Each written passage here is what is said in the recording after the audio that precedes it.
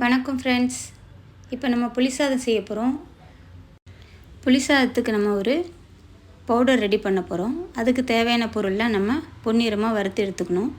இதுக்கு தேவையான பொருள் என்னென்னுட்டு நான் டிஸ்கிரிப்ஷனில் கொடுக்குறேன்.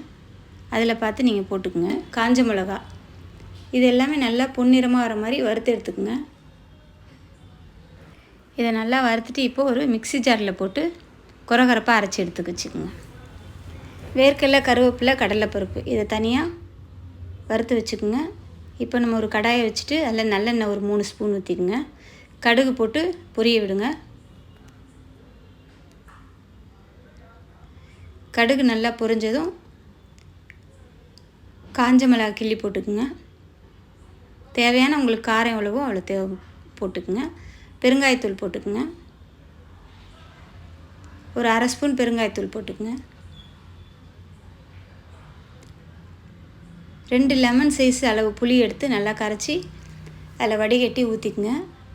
கொஞ்சமாக மஞ்சத்தூள், 1/2 ஸ்பூன் மஞ்சத்தூள், கடலை உப்பு போட்டு நல்லா இந்த அளவுக்கு கிரேவியாக வந்த பிறகு நம்ம அந்த பருப்பெல்லாம் பொடி பண்ணி வச்சோம் இல்லையா, அதில் 2 ஸ்பூன் போட்டு நம்ம கலந்துக்குங்க.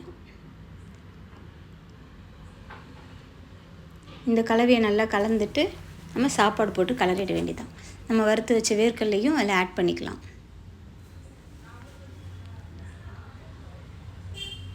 இது நம்ம எக்ஸ்ட்ரா செஞ்சு கூட ஃப்ரிட்ஜில் ஸ்டோர் பண்ணி வச்சுக்கலாம். ஒரு வாரத்துக்கு நல்லாயிருக்கும்.